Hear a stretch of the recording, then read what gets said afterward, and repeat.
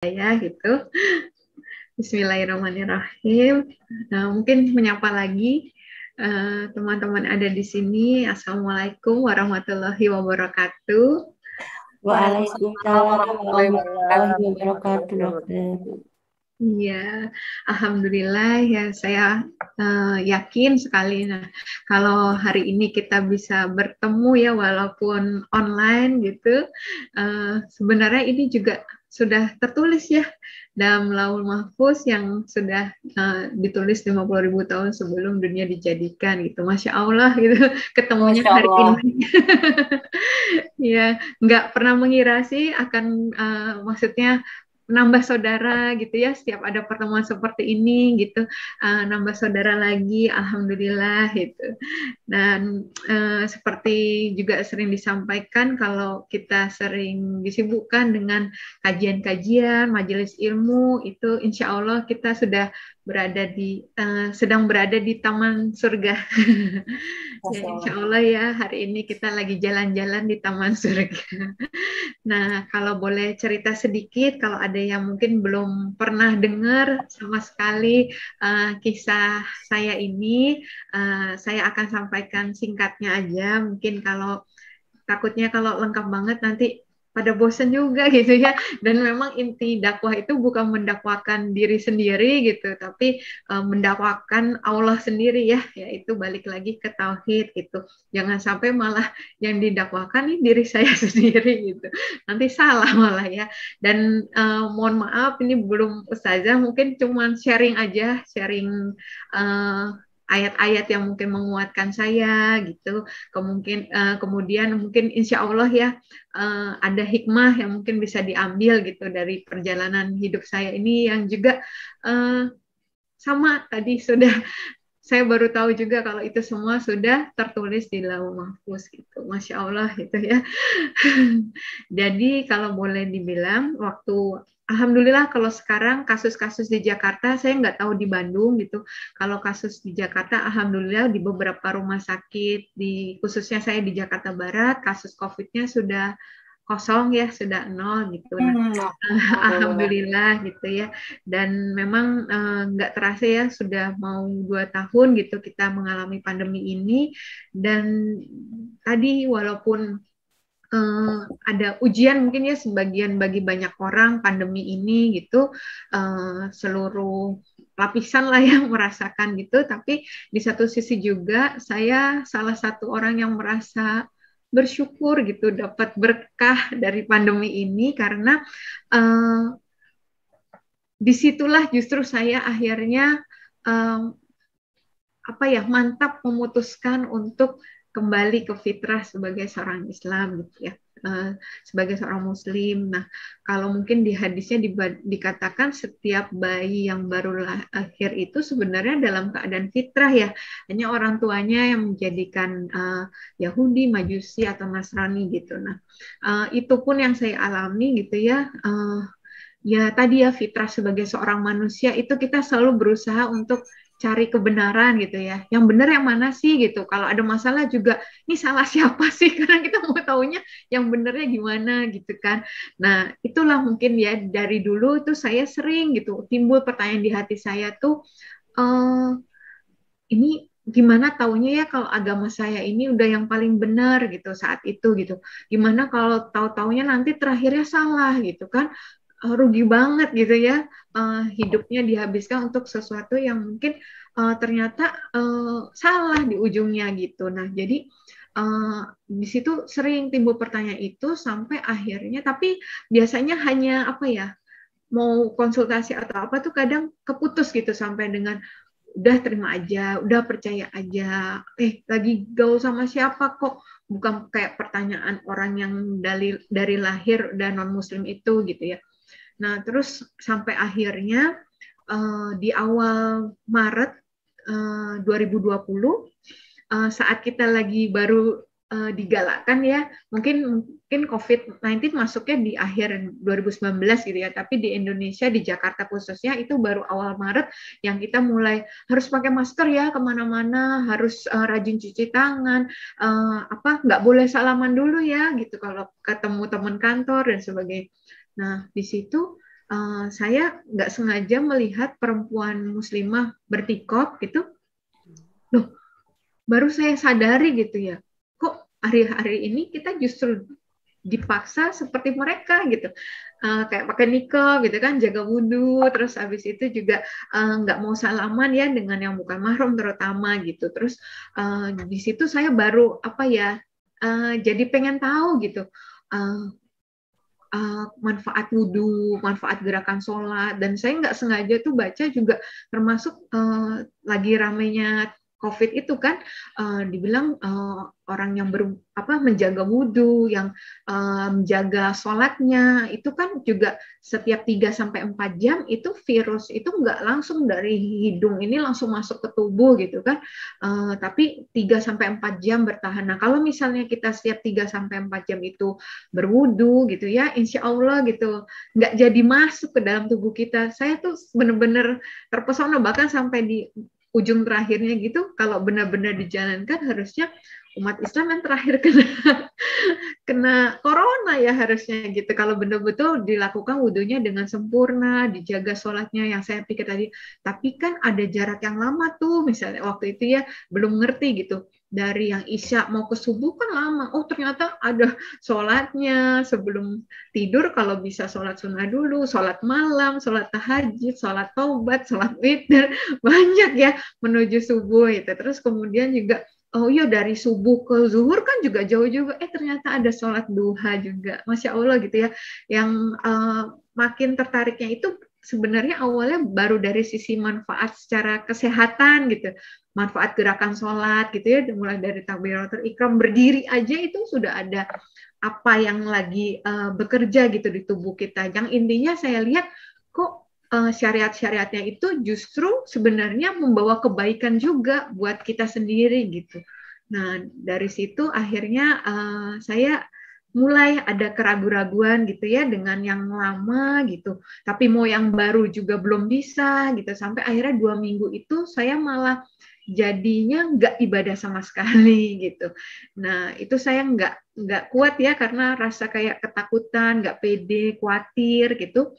Akhirnya saya asal saran teman itu ke Mualaf Center gitu. Kebetulan di Duri Kepa dekat rumah di Jakarta Barat juga. Nah itu saya cerita tadi perasaan saya seperti itu. Kemudian beliau nggak tanya ya, pembina mualafnya, saya panggil Bunda Sri, statusnya apa, sudah menikah atau belum, nggak ada. Langsung beliau sampaikan tentang tauhid, rukun iman, rukun Islam. Nggak dijelekkan juga agama saya sebelumnya. Benar-benar yang dibahas tuh hanya Islam gitu ya. Dan di situ hati saya tuh kayak konfirmasi sepanjang dijelaskan kira-kira 3 jam, dari jam 9 sampai menjelang azan zuhur, itu saya makin yakin gitu, ini Allah yang benar gitu. Jadi kalau ada dibilang misalnya ya setelahnya itu akhirnya saya mantap bersyahadat di azan zuhur berkumandang ini, saya dituntun syahadat. Itu mungkin kalau keluarga yang kemudian tahu itu berkata, kok kamu lebih pilih Islam dibandingkan keluarga, anak sendiri yang paling kamu cintai. Saya bukan pilih keluarga, saya bukan pilih anak, saya pilih Allah gitu. Dan kalau udah pilih Allah itu apa ya, keluarga, anak sekalipun yang kita cintai itu kan termasuk makhluk ya gitu ya. Waktu itu saya berpikir seperti itu. Jadi saya pikirnya kalau saya punya Allah aja udah cukup gitu. Nanti bukankah Allah itu yang maha segala-galanya, yang maha mengembalikan, bahkan ya sekalipun nanti misalnya saya harus sebatang kara gitu, nggak kehilangan apapun gitu, siapapun, nah masa sih Allah nggak sanggup mengembalikan itu semua gitu. Kalaupun nggak dikembalikan, saya juga udah punya Allah gitu. Kalaupun saya kehilangan nyawa sekalipun, misalnya itu juga ya udah, yang penting diwafatkan dalam keadaan Islam. Waktu saat itu seperti itu. Akhirnya 15 Maret itulah menjadi awal saya akhirnya kembali ke fitrah sebagai seorang muslim gitu. Alhamdulillah. Dan di situ saya sudah berpikir asar itu saya harus mulai menjalankan kewajiban gitu ya, karena udah dikenakan kewajiban gitu. Saya nggak berpikir kalau masih mualaf nggak apa-apa kali sholatnya bolong-bolong gitu ya, mungkin Allah paham lah ya, kita kan belum bisa gitu, bacaan sholatnya masih selalu numpang jamaah gitu. Saya malah nyontoh di YouTube gitu. YouTube pun pilih yang anak-anak gitu, yang doa iftitahnya paling pendek gitu. Nah, di situ tapi saya waktu itu entah kenapa ya, itu ya alhamdulillah gitu Allah berikan hidayah taufik untuk jaga sholat gitu, karena saya waktu itu cuma tahu ada ayat berkata jadikan sabar dan sholat penolongmu. Saya pikir gimana saya dapat pertolongan kalau sholat aja nggak saya jaga gitu. Jadi waktu itu yang saya perjuangkan ya sholatnya justru gitu, dengan segala ketidaksempurnaan ya, ketidaksempurnaan gerakan, ketidaksempurnaan bacaan, karena kan awal-awal tuh ya untuk duduk sempurna yang jari-jari menghadap kiblat yang seperti itu tuh susah gitu, sakit gitu.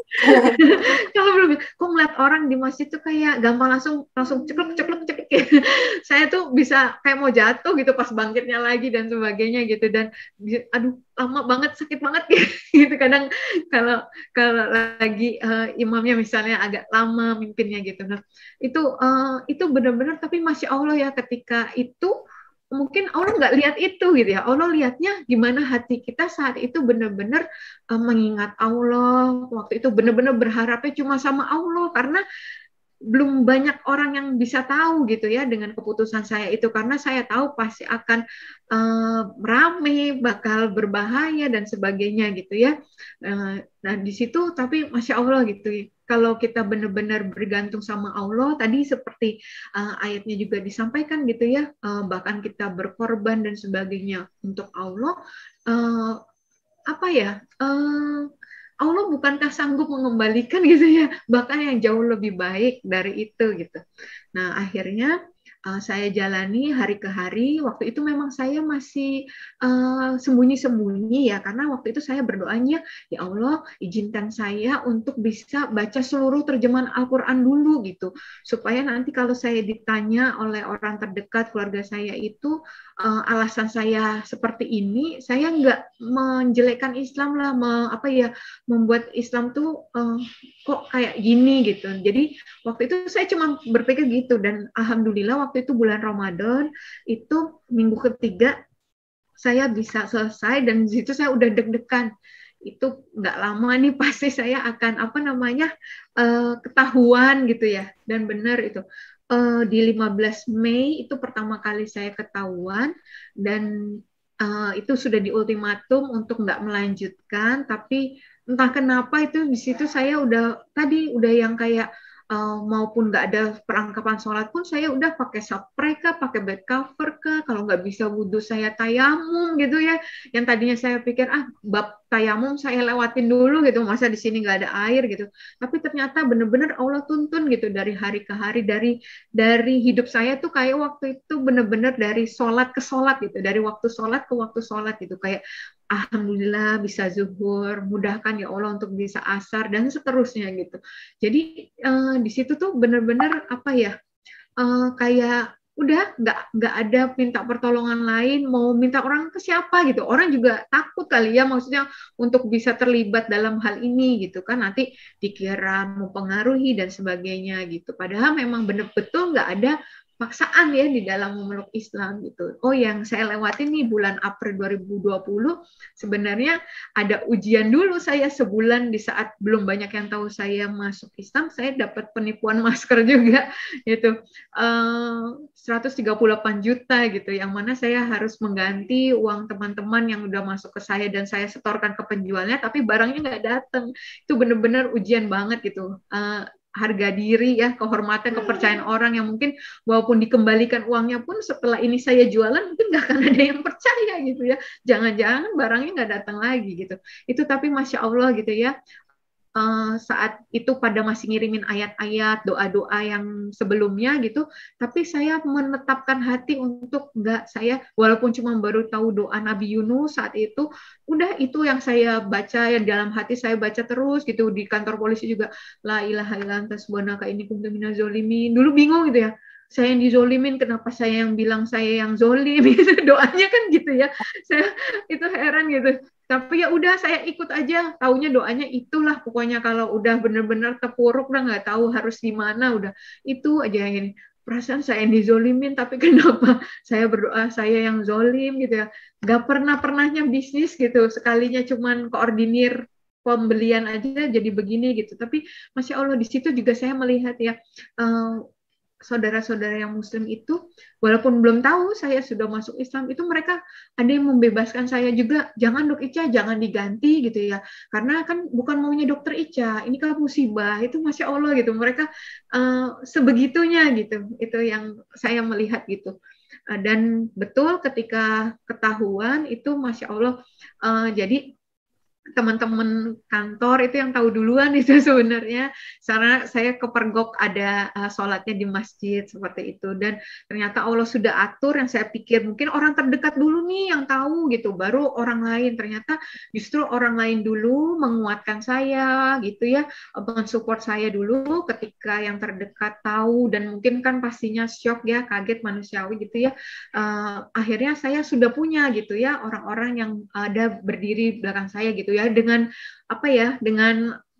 digerakkan oleh Allah lah untuk akhirnya menolong saya gitu. Masya Allah udah begitu banyak pihak yang sangat-sangat berjasa lah dalam proses itu gitu, sampai akhirnya saya juga Masya Allah itulah dibilang sampai saya ini seperti saya udah escape plan sempurna banget nih ya, kayaknya udah diatur nih pasti mau nikah lagi mungkin sama orang Islam atau gimana gitu, udah diatur sebenarnya, tapi enggak, bener-bener kalau ada yang saksinya gitu, setiap mereka tanya, Ica abis ini mau gimana, rencananya gimana, nggak tahu, bener-bener gelap banget, termasuk waktu itu setelah dari sempat ke polisi ya, karena saya sempat divisum, di BAP dan sebagainya. Sejak ketahuan 31 Mei itu ternyata pengacara saya itu bawa saya bukan ke ya udah dikontrakin kah atau di kosan kah gitu ya, di apa mungsinya gitu, tapi Masya Allah langsung dibawa ke pesantren gitu, di Umi Irena Handono gitu, jadi di mana di daerah Sentul gitu, jadi benar-benar itu saya benar-benar nggak tahu kehidupan Muslim itu seperti apa, tuh benar-benar di situ baru lihat gitu ya, yang saya seminggu itu saya belum pakai kerudung dan nggak dipaksa untuk pakai. Ya, maaf ya. Nah itu jadinya di situ saya